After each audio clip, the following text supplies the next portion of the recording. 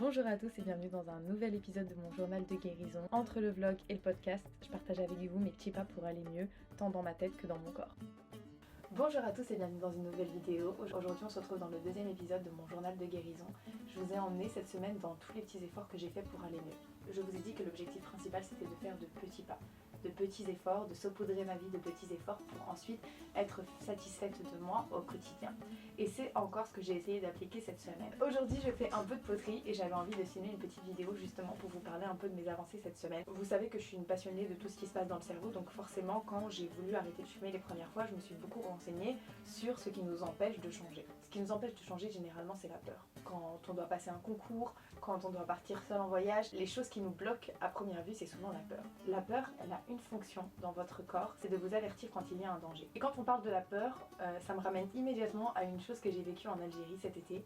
Je pense que c'est une des fois de ma vie où j'ai eu le plus peur. Mais j'ai ressenti la peur comme j'ai jamais ressenti la peur dans ma vie. Et c'est là que je me rends compte que toutes les peurs que j'ai à côté, la peur d'être ridicule, la peur d'être jugée, la peur de manquer, la peur du temps, toutes ces peurs que j'ai, ce sont plus des appréhensions ou des peurs qui sont irrationnelles. Parce qu'après avoir vécu la peur, la vraie, celle qui vous fait trembler, et bien cette peur-là, je peux vous dire qu'elle est utile parce qu'elle est là pour vous dire « sauve-toi, c'est dangereux ». Pour ce que j'ai vécu en Algérie, c'est pas un truc de fou. J'ai eu une fuite de gaz et il y a eu une petite explosion dans ma cuisine. Mais c'était déjà bien assez pour mon pauvre petit corps et je peux vous dire que jamais de ma vie j'ai eu peur comme ça. J'ai eu tous les symptômes de la peur. J'avais plus aucun self-control, j'étais incapable de réfléchir, de savoir ce que je devais faire alors que ma cuisine était en train de prendre feu, enfin vraiment la panique. Et si je vous parle de ça, c'est pour vous expliquer que la peur à la base, elle a vraiment ce but de vous dire barrez-vous, sauve-toi, c'est l'instinct de survie. Mais sauf que quand elle se déclenche dans des choses de la vie quotidienne, par exemple quand elle se déclenche parce que j'ai peur de parler en public, quand elle se déclenche quand j'ai peur de sortir parce qu'il y a trop de monde, parce que ça me stresse, parce que je suis anxieuse, et ben je me rends compte que c'est pas l'instinct de survie qui se déclenche. Non, c'est la peur, mais c'est la mauvaise peur, c'est la peur irrationnelle, c'est celle où je m'inquiète de quelque chose qui n'est pas encore arrivé, ça veut dire que je m'inquiète de quelque chose qui va peut-être ne jamais avoir lieu. J'ai beaucoup réfléchi sur la peur et j'en ai d'ailleurs parlé dans le précédent épisode avec Sabrine, et dedans elle me disait qu'elle avait fait l'exercice de lister ses peurs pour essayer de mieux comprendre et surtout de mieux les déconstruire. Et moi c'est un exercice que j'ai fait il y a très longtemps, quand j'étais vraiment dans mon idée d'arrêter de fumer, j'ai listé toutes les raisons qui m'empêchaient d'arrêter de fumer. Je vais les dire là à voix haute, même si c'est quelque chose qui est assez personnel, mais si jamais il y a des gens qui vivent l'addiction, je pense qu'ils vont me comprendre. J'ai peur de devoir passer une soirée avec des amis sans pouvoir fumer. J'ai peur de m'ennuyer, j'ai vraiment très peur de m'ennuyer. J'ai peur de ne pas être capable de gérer mes émotions, j'ai peur de retomber en dépression sans ça. J'ai peur de ne pas être aussi sociable, j'ai peur de ne plus jamais être détendue, j'ai peur d'être tout le temps stressée. Alors c'est un peu spécial parce que l'addiction, elle a tendance à vous mettre une sorte de voile sur les yeux et vous faire croire que rien n'est mieux sans elle. Donc je sais que c'est qu'une illusion, mais ça reste quand même quelque chose qui est profondément ancré et c'est quelque chose qu'il faut venir contrer. La meilleure façon de se débarrasser de ses peurs, c'est de faire les choses. Et ça, je le sais. L'exercice que je suis en train de faire ce soir, là, être assise face à vous, en train de vous parler et en train de faire de la poterie, pour moi, c'est déjà un énorme exercice parce que je sais que j'aurais plutôt préféré passer ma soirée à fumer. Au lieu de ça, j'essaye, comme je vous l'ai dit, de faire des petits pas. Et même si mon activité dure 1 heure et que pendant 1 heure, je vais faire une activité manuelle, ou je vais peindre, ou je vais faire de la poterie, et ben ce sera toujours 1 heure de moins que j'aurais passé à fumer. C'est bien un début, donc on est déjà fiers de ça. Dans les vidéos qui vont venir, ça va être de réussir à casser mes peurs. J'ai envie de faire des choses qui me mettent parfois un peu mal à l'aise. Vous savez quand vous avez envie de changer, mais que vous ressentez, vous savez, ce petit truc qui fait que non, j'ai envie de changer mais j'y arrive pas. On appelle ça la résistance. La résistance au changement, c'est un mécanisme que votre cerveau met en place et à la base, on dit que ça vient de notre cerveau reptilien. Donc c'est le cerveau qui agit avec l'instinct de survie. Vous voyez, c'est ce cerveau qui est censé réagir un peu comme un animal. Et donc, par habitude, on va dire, quand on va proposer le changement, et ben, votre cerveau va se braquer. Parce qu'il essaye simplement de vous protéger. Sauf que ce cerveau reptilien, il n'est plus adapté dans notre société d'aujourd'hui, dans le monde d'aujourd'hui. On doit prendre des risques, on est obligé, on n'a pas le choix. Et donc il faut réussir à comprendre quand est-ce que cette résistance, elle vient se bloquer et pourquoi. Et donc pour réussir à combattre cette résistance, cette semaine, j'ai bravé mes peurs. La semaine dernière, j'ai été invitée à un événement qui s'appelle l'Algérie en projet. Un événement qui a été organisé par le collectif des aides. C'est un collectif qui met en avant des jeunes, des moins jeunes, qui ont des projets en rapport avec l'Algérie. Elle essaye de mettre en avant la diaspora algérienne. Et donc, j'ai eu la chance d'être invitée à une table ronde pour pouvoir parler de mon projet, pouvoir parler de mon livre, pouvoir parler de mon voyage, de mon expérience en tant que femme en Algérie, bref. J'ai été invitée et j'étais trop contente. Quand j'ai reçu le message, j'étais comme une folle. Sauf que entre le moment où j'ai reçu le message et le moment où il fallait s'y rendre, il y avait 2 semaines. Donc entre l'excitation et le jour J, il y a eu la peur qui est venue s'installer. C'était pas une peur en mode j'ai plus envie d'y aller, je stresse. Je suis pas une fille qui a les mains moites. J'ai pas forcément peur de parler en public. C'est quelque chose que j'aime, étonnamment. Mais par contre, c'est vrai que j'avais très peur d'être jugée. J'avais peur de ce qu'on allait penser de moi. J'avais peur qu'on se dise que j'étais pas légitime parce que, je sais pas, genre oui, vous savez, on m'a déjà dit ouais, elle parle pas l'arabe, elle ressemble à une française. Vous voyez un petit peu quel genre de commentaires est-ce qu'on peut avoir. Et en fait, j'avais peur de pas être légitime et de pas avoir ma place à cet événement. Et au final, bah écoutez, c'est simple, je vous ai filmé avant d'y aller, pendant et après. Et vous allez voir à quel point ma façon de penser, enfin, à quel point j'ai changé d'avis et à quel point j'essaye vraiment d'analyser de façon consciente les choses que je pense et les choses que je vis pour qu'ensuite ça devienne un automatisme pour moi. Je vous laisse avec la magie du passé. Le jour de l'événement. Précédente vidéo, j'ai dit que j'allais sortir de ma zone de confort et que j'allais faire des choses qui me faisaient peur pour prouver à mon cerveau que j'en étais capable et que c'était que de la peur. Ce soir, je vais passer sur scène devant, je sais pas, peut-être une centaine de personnes, peut-être plus, je sais pas. J'ai été invitée à un événement qui s'appelle l'Algérie en projet, enfin organisé par le collectif des aides. Je vous en avais déjà parlé sur TikTok parce que j'étais allée à la première édition et j'étais dans le public. Je suis partie parler au directeur pour lui parler de mon projet en rapport avec l'Algérie et tout. Et donc je suis invitée. Par contre, j'ai pris mon traitement avant-hier et voilà, ça cause incite pas trop. On est vraiment dans une période où je suis très fatiguée. Et ça me stresse en fait de ne pas avoir tous mes moyens dans un moment comme celui-ci. Vous voyez, je vais monter sur scène, j'ai envie d'avoir toute ma tête et de pas être super fatiguée. Je vais pas m'endormir sur scène, vous voyez, mais je sens que je suis pas en pleine forme et j'aurais bien aimé que ce soit le cas. Je flippe, franchement la vérité, je flippe, je stresse, j'ai peur de dire une bêtise ou ce genre de choses. J'ai pas préparé énormément de choses avant d'y aller parce qu'en vrai, ça va être une table ronde où il y aura d'autres personnes qui sont invitées, des personnes qui ont des projets en rapport avec l'Algérie. Il y a ma mère qui sera dans le public avec ma petite sœur et j'ai trop hâte. Je sais pas si je vais voir des gens, peut-être des gens qui me suivent, qui seront présents là-bas, je sais pas si c'est le cas. En tout cas si c'est le cas, genre je vais être trop contente. Je me suis habillée comme ça et je sais pas, genre ça me ressemble pas trop. J'aime bien, genre juste en début. Peut-être que je vais demander à ma soeur de filmer, ça c'est sûr et certain. On est prête. C'est pour mon vlog. Ah pardon. D'accord, tu gâches pas Ok, tout. attends. Je sais pas si je vais encore vlogger. Mais peut-être que je vais montrer que j'ai réussi à monter sur cette flipper. L'Algérie en projet, c'est un événement organisé par le collectif des aides. C'est une association qui met en avant des jeunes de la diaspora algérienne qui ont des projets en rapport avec l'Algérie. C'est le 2e événement auquel je participe. La dernière fois j'étais dans le public et c'était vraiment un moment génial. Pendant la première table ronde, on a parlé de la Palestine, de notre ressenti en tant que musulmans en France. On s'est donné de la force, on a découvert plein de projets super intéressants. Je vous invite vivement à suivre le collectif sur Instagram. La guerre d'Algérie, c'est 62. Enfin, c'est les Midji, c'est la DEF, et c'était il n'y a pas si longtemps en fait. Et aujourd'hui, on a des gens qui sont encore vivants de cette histoire. Les avis sont ici. Alors, ici, c'est le public, ce n'est pas le public, c'est les invités.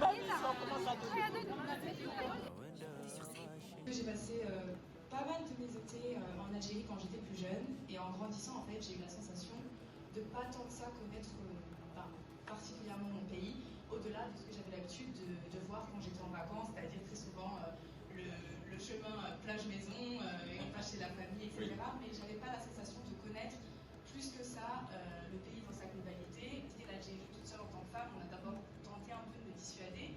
Et au final, l'année dernière, j'ai pris ma voiture et je suis partie vivre pendant 6 mois en Algérie. Et j'ai eu l'occasion de la visiter, de prendre un peu la route, de casser un peu les clichés que je pouvais avoir de moi-même par rapport à on va dire, la mentalité que je pouvais avoir. Forcément, on a toujours cette cassure entre notre culture. Tout à l'heure, on parlait d'identité et je me reconnais totalement dedans parce que j'ai toujours eu cette impression d'être un peu coincée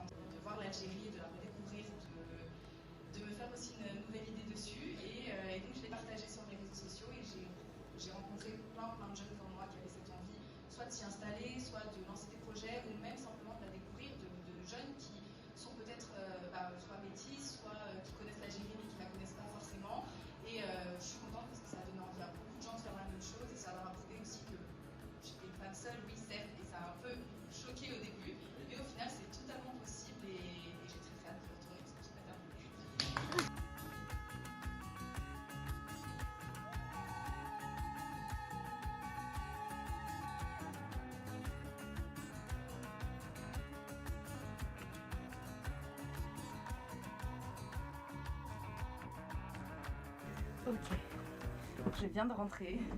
J'avais pas du tout prévu de filmer. Mais là je suis obligée. Je sais que vous me voyez pas bien. Je suis désolée pour la qualité de ces vlogs. Franchement, aléatoire.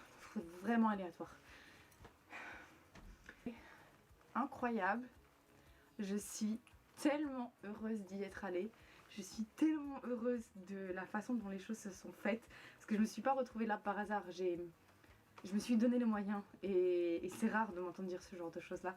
Mais je suis trop contente. Vous pouvez pas vous imaginer genre le nombre de personnes qui sont venues me parler à la fin. Genre juste pour me remercier, pour mes vidéos. Enfin, merci.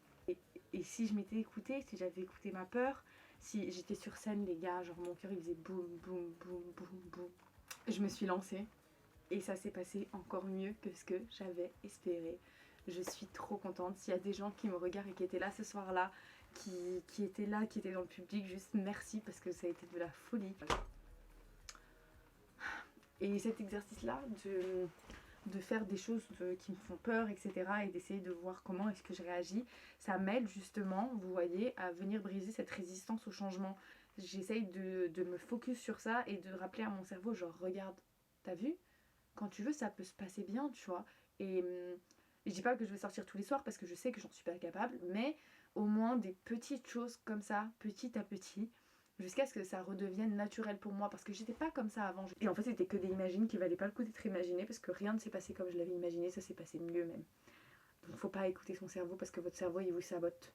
C'est la vérité, il vous sabote. Et j'étais super contente, comme vous pouvez le voir sur la vidéo, vraiment, j'ai été super contente d'avoir réussi à prouver à mon cerveau que c'était pas si compliqué que ça au final, qu'il fallait juste faire un petit effort et que c'était que des appréhensions et que ces appréhensions, elles étaient vraiment, mais vraiment pas nécessaires. Aussi cette semaine, j'ai décidé d'analyser quels étaient les moments où j'étais le plus angoissée et très étonnamment, c'est dès le matin ou bien le soir. Et donc, c'est là que je comprends l'importance d'avoir des routines. Moi, c'est quelque chose que je n'ai absolument pas du tout. Je me réveille le matin, je me sens très très mal, ça m'arrive très souvent de me réveiller le matin, j'ai à peine ouvert les yeux, je suis déjà au bout de ma vie. Je me rends compte que c'est quand même très important d'avoir une sorte de rythme et j'essaye de le mettre en place, mais pour l'instant c'est hyper difficile pour moi parce que je vous ai dit j'ai pas de discipline, mais je vais y arriver. Et donc cette semaine, j'ai essayé vraiment de me poser la question très très consciemment à chaque fois que je faisais quelque chose. Je vous en ai parlé la semaine dernière, j'essaye de me rapprocher de ma première intention. Pendant cette semaine, j'ai fait vraiment des petits efforts, des petits efforts. Et je vous ai emmené avec moi pendant une soirée, enfin un soir. Et je vous ai un petit peu parlé de la méthode des 5 secondes que j'essaye aussi d'appliquer. Et qui franchement marche plutôt bien sur moi. On dit qu'il faut au cerveau 5 secondes pour prendre une décision. 5 petites secondes qui vont déterminer quel est ton choix. Et en ce moment, j'essaye un peu de gruger mon cerveau. Quand je dois faire quelque chose que je repousse, j'essaye de ne pas me poser la question et de passer tout de suite à l'action. Là par exemple, j'allais envoyer un épisode sur YouTube et au-dessus de ça, j'ai pris le premier livre qu'il y avait dans ma pile, parce que j'ai une pile de livres, je vous raconte pas tous les trucs que j'ai à lire, et j'ai pris et j'ai ouvert et j'ai lu au hasard. J'ai commencé à m'y mettre et inconsciemment, là ça fait 20 minutes que je suis en train de lire, en train de marquer les pages qui m'intéressent. Et ça, j'essaye de le faire vraiment de plus en plus dans toutes les choses du quotidien. Au premier abord, je vais avoir tendance à vraiment un peu souffler, genre je préférais regarder YouTube. Sauf que la vérité, c'est qu'avant, je préférais lire. J'ai toujours préféré lire et au fur et à mesure, la lecture a été remplacée par des choses qui sont bien moins bonnes pour moi. Et là, je prends énormément de plaisir à lire. Ça me donne de nouvelles idées. En plus, c'est typiquement sur le genre de sujet sur lequel j'ai envie de travailler actuellement. C'est justement la pleine confiance quand on mange, quand on fait les choses. Et ça m'aide justement à trouver des solutions pour me sentir mieux. Donc voilà, des petits pas. Je dis pas que je vais passer toute ma soirée à lire. Je sais que d'ici 10 ou 15 minutes, je vais mettre YouTube. Mais au moins, j'aurais fait un petit effort dans ma journée. Si jamais dans les 5 minutes, j'ai toujours pas envie de faire la chose, ça veut dire que c'est pas le moment et je laisse tomber. Mais généralement, une fois que je suis lancée, je m'arrête plus. Je voulais vous parler d'un livre que je lis. Ça s'appelle Contes des sages du Maghreb. J'ai dévoré les mille et une nuits. J'aime vraiment trop les contes arabes. Et dernièrement, dans la bibliothèque de ma mère, j'ai trouvé celui-ci. Il s'appelle Contes des sages du Maghreb. Et dedans, il y a plein de petites histoires qui sont basées souvent en Algérie, au Maghreb. Déjà, le livre à l'intérieur est magnifique. Il y a des illustrations qui sont folles. Enfin, regardez comment il est trop beau le livre. Je vous le filmerai de plus près après. Mais genre, il est magnifique. Dedans, il y a plein d'histoires. Et en ce moment je lis ça et ça m'inspire trop parce que j'aime vraiment trop les histoires, les contes du Maghreb, les contes arabes. Il y a toujours une morale à la fin. C'est aussi des sortes de mini leçons de vie pour réfléchir et franchement j'aime trop ce livre. J'avais envie de le partager avec vous. Assez fière de mes petits efforts, c'est des toutes petites choses. Cette semaine elle a été archi dure pour moi, je vous dis la vérité. J'ai fait grave des crises d'angoisse, ça a été super dur, mais j'ai quand même réussi à trouver le courage de faire des petites choses. Et plus ça avance, plus je suis fière de moi, plus j'ai envie de faire des choses. Donc je me dis que vraiment c'est comme ça qu'on fait, petit à petit. Je me félicite à chaque fois.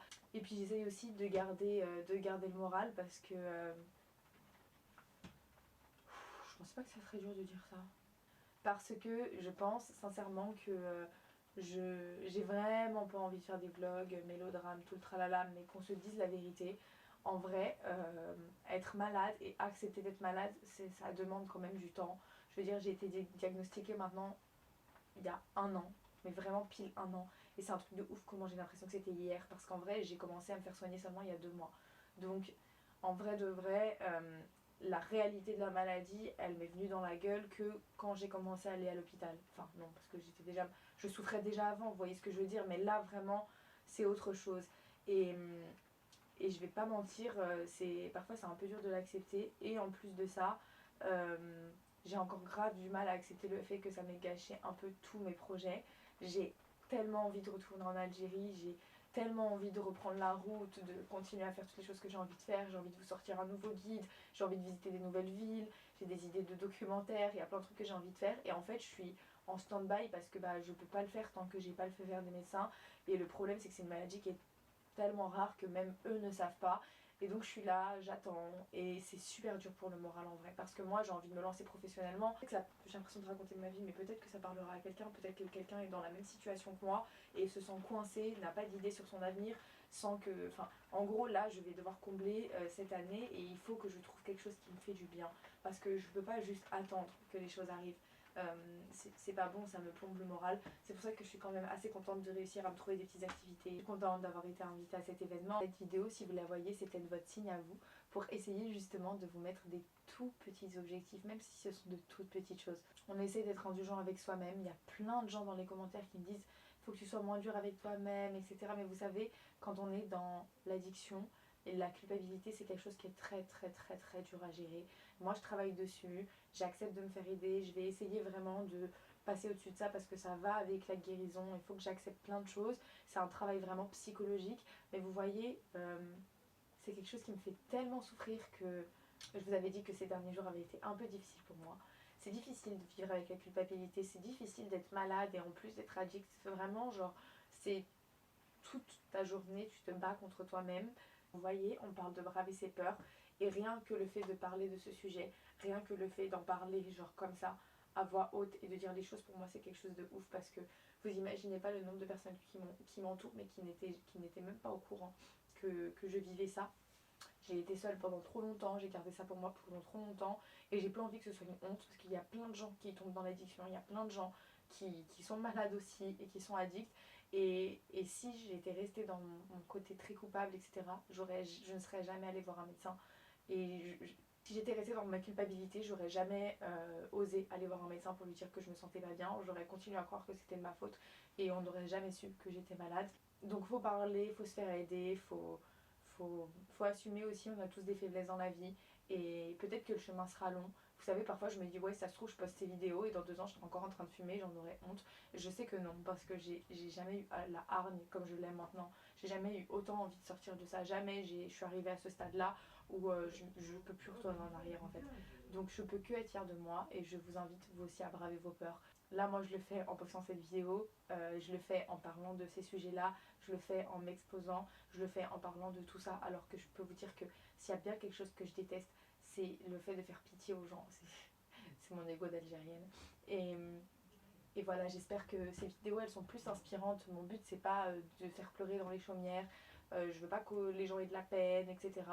J'ai vraiment envie de juste prendre toute la force que vous me donnez, parce qu'il y a trop de gens qui m'envoient des messages pour me donner de la force, et genre essayer de vous montrer un peu le chemin de la guérison et peut-être en inspirer d'autres. Et voilà, juste voilà. Si jamais il y a des gens qui vivent la même chose, des gens qui ont besoin de parler Mes DM ils sont toujours ouverts, je réponds le plus souvent possible sur Instagram, je réponds aussi sur TikTok, je vous réponds aussi sur YouTube, vraiment n'hésitez pas. Et moi je vais me mettre dans ma peinture parce que c'était très bien de discuter avec vous, mais il faut que je m'occupe un petit peu. Vous voyez là il est 21h et c'est tellement rare qu'à 21h je sois pas au fond de mon lit dans le noir dans une série. Vraiment, genre, rien que ça pour moi, c'est trop bien. Et je dois être fière de moi en fait, parce que je fais autre chose. Et ça faisait tellement longtemps que j'avais pas fait autre chose que d'être dans mes addictions. Ça faisait vraiment trop longtemps. Donc je suis fière de moi, je me félicite. J'espère que vous avez aimé cette vidéo. Et je vous fais de gros bisous.